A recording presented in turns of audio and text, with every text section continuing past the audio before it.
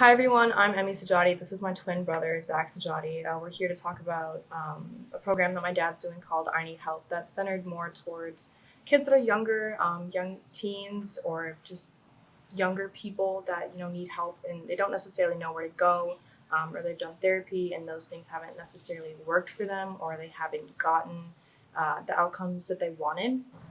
And kind of what he does is just he reads you and he sees what you need help with, kind of what you're lacking or the way that you see life, and helps you adjust that to kind of bring it more into balance and find that balance and that love in your life, helping yourself kind of take responsibility for who you are and who you want to be, and take that weight off of other people and just be your own person, and how to live a life that you genuinely love.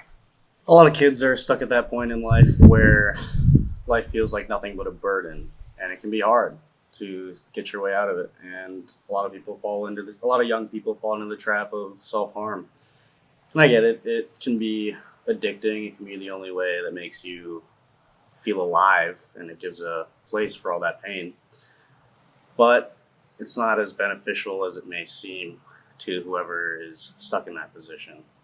It's a great band aid, but that's all it is. That's all it ever will be until you fall into that trap more and you just whirlpool yourself down and down and down until eventually you want to commit suicide, which isn't an answer either. You were put on this earth for a reason. You have a beautiful life. You're a beautiful person. You just gotta let yourself amount to that person. Right, and I think that what our dad does is help kind of rip that band-aid off, but give you the tools you need to overcome it, kind of help fill in those missing spaces, especially when you stop doing something like that. You feel so empty, and you feel so lost, and he helps kind of guide you back to who you truly are and what you need to be doing for yourself. It's him helping you help yourself. It's not him helping you. You're helping yourself. He's just helping you and giving you the tools to help yourself. Right. It's all about taking that responsibility for yourself and not leaving that burden on other people, because as long as other people are in charge of your life, or you allow them to be in charge of your life, you're always going to feel wrong or muddled or not clear, because you have so many other people's expectations or opinions in you. Carrying all that pain, and even if it's yours or other people's, all that sadness, it may seem like no one is there for you or that no one will ever be there for you, even though they may try. You might not let them in. But honestly, the biggest first step is realizing that a lot of it is just your mindset. And you do have that pain, you do have that sadness, and maybe the people who should be there for you aren't, but that doesn't mean nobody is. Right. And I feel like a lot of people also feel like that because they're not there for themselves. They're not doing the things that they need to do to take care of themselves. And they put that weight on other people, and no one's ever going to live up to that. You have to give yourself a chance before anybody else does. Right. And that means taking proper care of yourself. Going to bed when you're tired and late at night instead of crying to Pink Floyd or whatever it is. Right. It's all the little things like brushing your teeth, taking a shower, eating the right foods, exercising. The things that everyone feels like they know that they should be doing but don't. And then when you actually do them, you realize how much structure and how much foundation it gives you, and how much that transfers over to you just genuinely feeling good and feeling happy and learning how to enjoy your life. Those baby steps are the most important ones you'll take. It's the They're the hardest ones to take. the foundation. My father has helped me and a lot of my friends stuck in similar positions like that all throughout high school and even middle school. A lot of my friends have never really had a safe place or somewhere that they could go. And like their home wasn't safe, or they didn't have the best relationship with their parents for whatever reason. And so my house was kind of that safe space, that sanctuary where they could have the environment that they could grow in. And we just bring them over, like help them work on the house and talk our way things through. So construction was a great therapy for me and for all of my friends who have talked about committing suicide or just being depressed or self harm, all of it. And a lot of people are really skeptical of it. I was definitely super skeptical of it before I kind of just started doing it. But the thing is, if you're a strong person, nothing will ever throw you off of that. It's all about making your own decisions again, taking your own responsibility for yourself. If you're skeptical of it, trying it can't hurt you. You're always your own person. And that's the thing. It's just about being open-minded and not placing those restrictions on yourself. Like, oh, this is bad for me. You have no idea what it is. Life is all about exploring things, pushing yourself out of your comfort zone, finding who you are in the situations that you've never been in. So kind of just forcing yourself to get out of those and move forward, even if you feel uncomfortable, is really when you're going to experience change and learn how to be the person that you've always wanted to be for yourself. It's a more efficient way of therapy. I'm sure a lot of you have seen therapists and they help, but you still feel the same way, or you still fall back into the same patterns and the same coping mechanisms. And it's just a more efficient, more permanent way to help you help yourself and not fall back. Yeah, and my thing has always been asking for help from people who I respect or who I look up to. And my dad is definitely one of those people where he's just strong in himself. He has discipline, he has dedication, he's balanced. I mean, I live with him. I know how he lives his life and I respect him for that. And I feel like a lot of the other people that I go for help to, or especially my friends, I didn't genuinely like them, or I would go to them for validation for my bad habits or for the things that I knew I shouldn't be doing but wanted to. And he's kind of just that person who forces you to look at your life and what you're doing for what it is. And it's not any of his opinions, but it's just up to you for what you decide to do with that information.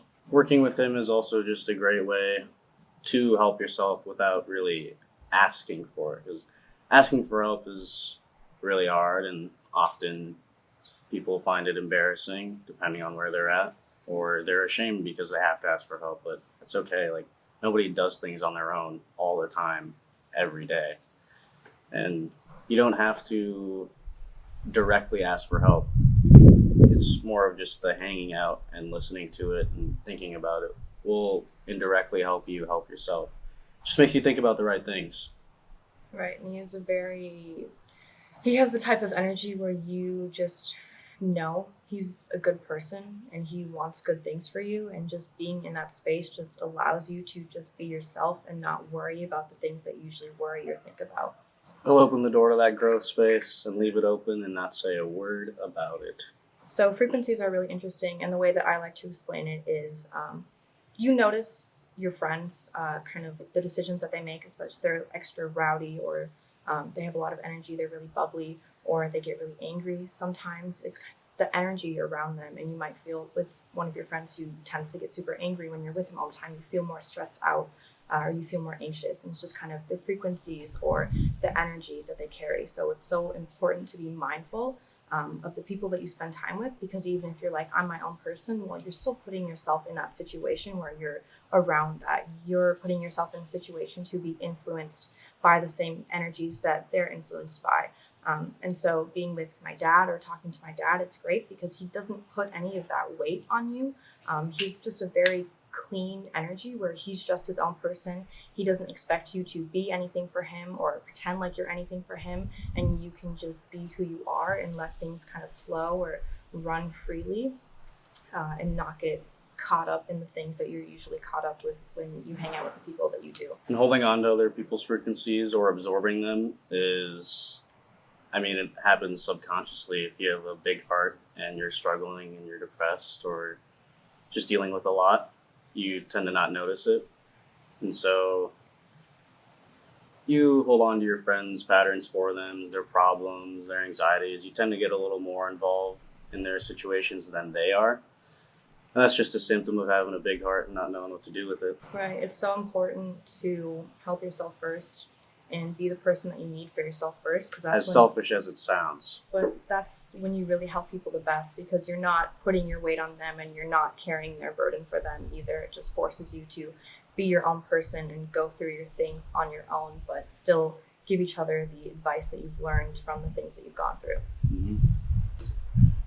You may think that you're helping your friends, but if you're just holding on to all their issues for them and helping them by taking over for them, that's not really helping them, because later on in life, they're probably not going to have you around, and they're just going to dump their problems on somebody else. But if you help yourself first, you can help yourself with your own problems and not hold on to theirs. And then you can show them the way by being the way and helping them learn the tools that they need to then help themselves and be actual individuals.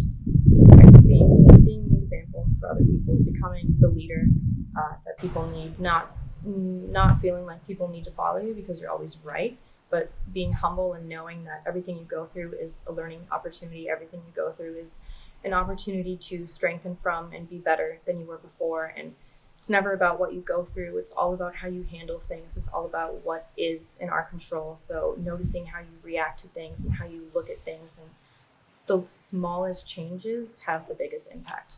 And another thing that's so great about my dad's work is he works on the level of frequencies, or like the code for what's behind this world. So you know how you plug your phone into your computer and all the files and the codes pop up and you can edit what you want out or put stuff in?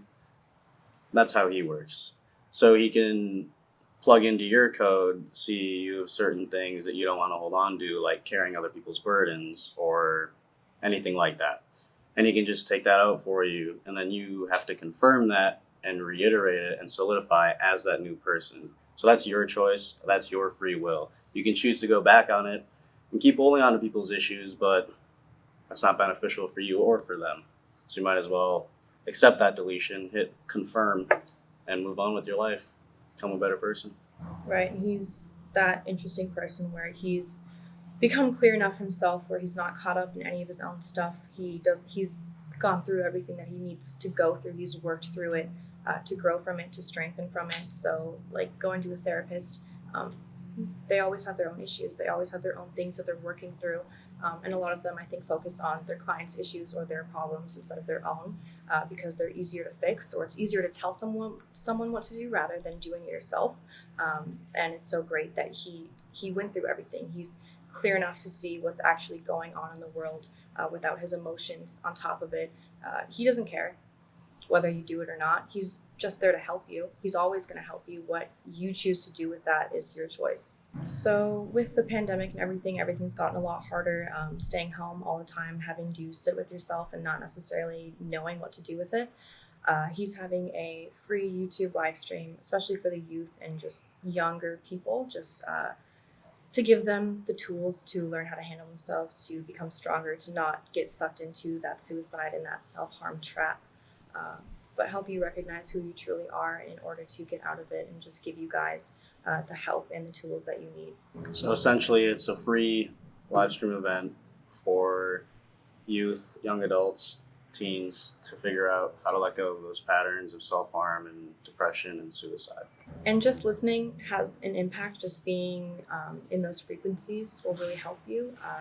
You'll feel it too. You'll just notice that it's a different kind of space or a different feeling than you get when you're with other people, and you just feel yourself really start to open up and kind of see the light in things, see the potential, know that you're never stuck in anything, you're never stuck in any pattern. Just kind of shows you that there's always a new opportunity or another step forward to take. Just give it a chance. Listen to it. Even if you don't like listening to the words, the space might do something for you. It can't hurt.